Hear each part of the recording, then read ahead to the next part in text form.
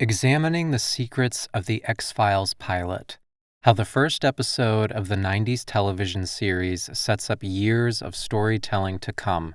Written by Andrew Cook for TVObsessive.com, read by Daniel Shuba.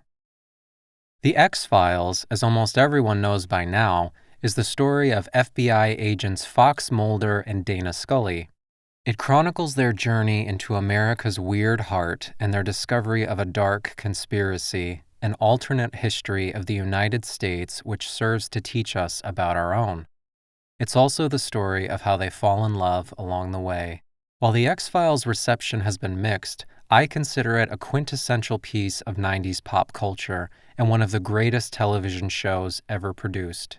It isn't an epic three-parter like how producer Chris Carter would open his later series Harsh Realm, but rather a neat, subtle primer on the show's various modes, themes, characters, and threads, as well as Carter's particular voice as an artist. The pilot serves as our introduction to both the story and Carter's approach to theme, dialogue, structure, and character. Not only does it lay the groundwork for the show, it's just a great episode of television. Carter's writing is ambiguous but emotionally forthright. He's unafraid to have his characters openly state their perspective and debate their points of view, sometimes amusingly so, and he never offers reductive answers it would be foolish to try and provide at this point.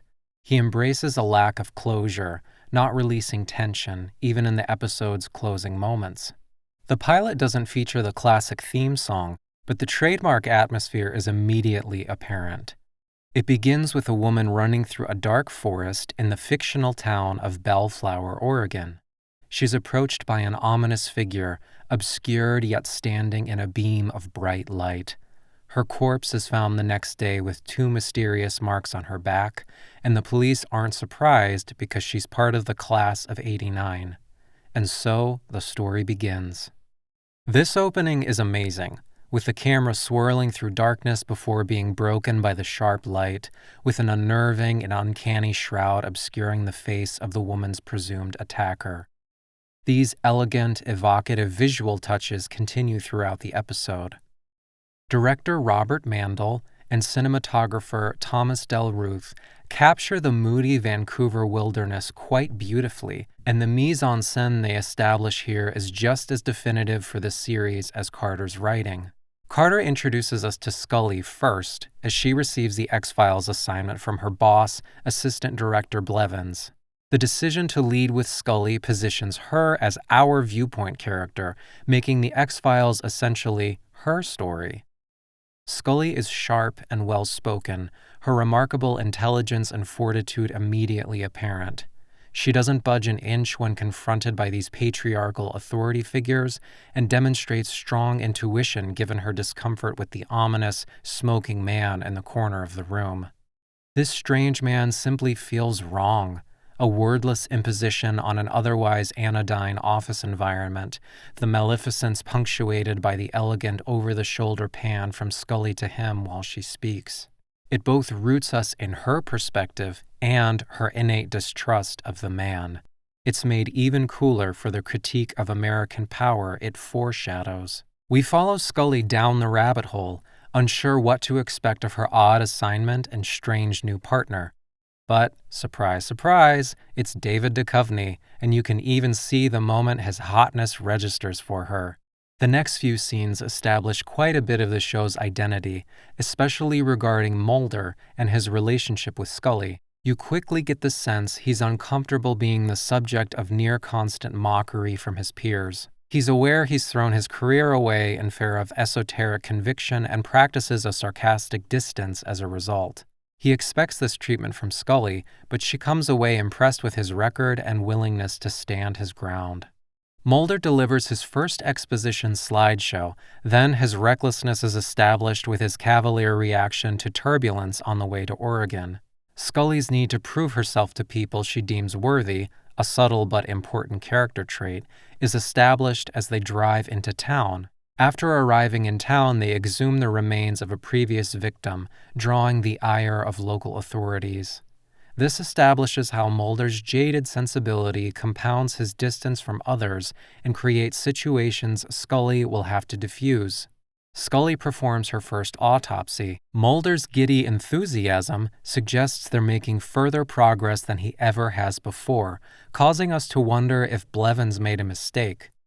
This is where Carter starts to assert their investigative dynamic. Mulder makes intuitive jumps nobody else can, and Scully finds evidence no one else can.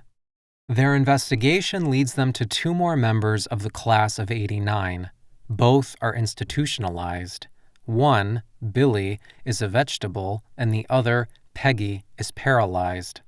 She has a nosebleed and a seizure and falls from her wheelchair, where they find more of those marks on her back.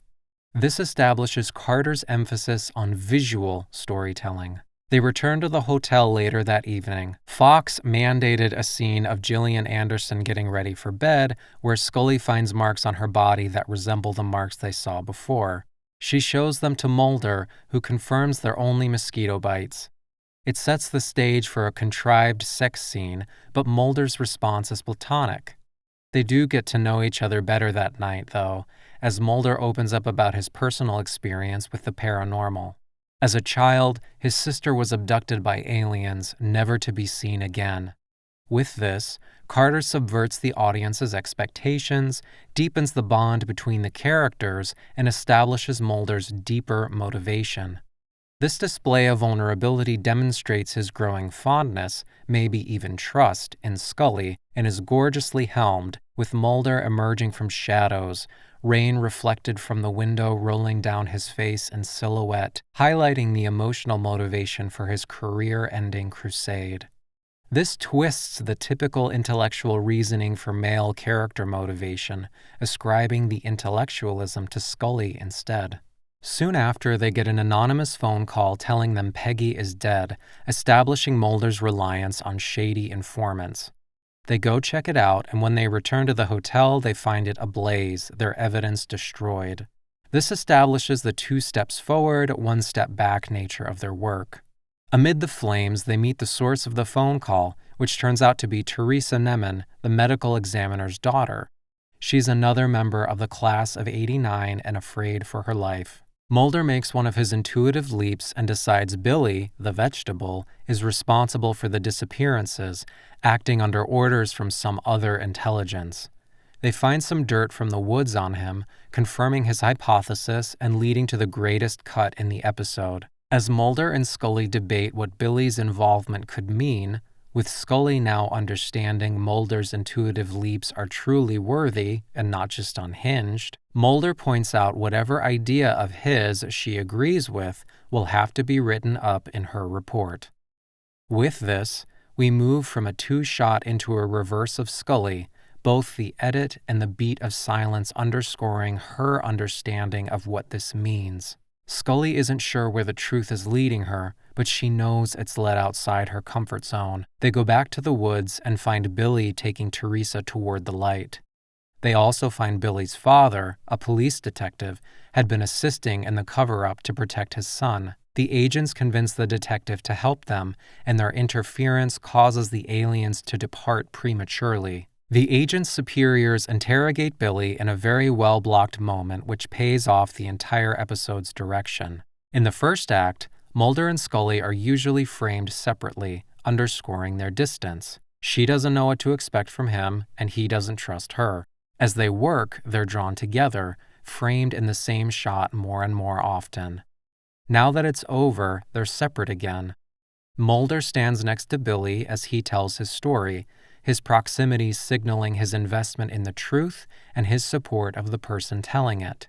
On the other side of a 2-way mirror, Scully stands with Blevins and the mysterious smoking man. Scully has to decide whose side she's on, who she finds most worthy of respect. Scully lies awake at night, wrestling with what she saw, and the mysterious smoking man files their evidence deep in the heart of the Pentagon, establishing him as a force for secrecy. Cue credits. Despite the seeming modesty of the episode, the pilot serves as a Rosetta Stone for the hundreds of episodes and multiple feature films to come.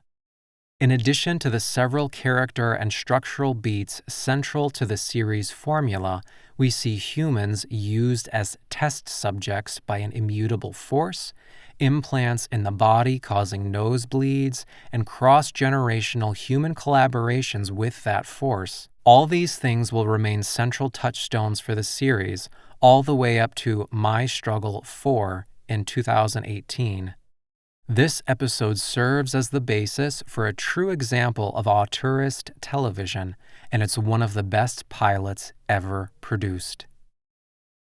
Thanks for listening to this audio article. Help keep the conversation alive. Follow TV Obsessive on Bluesky, Facebook, Instagram, Threads, Twitter, and YouTube. You can also subscribe on tvobsessive.com to receive a digest of our published articles by email. And please consider making a donation to help keep the site going. Thank you, as always, for supporting TV Obsessive.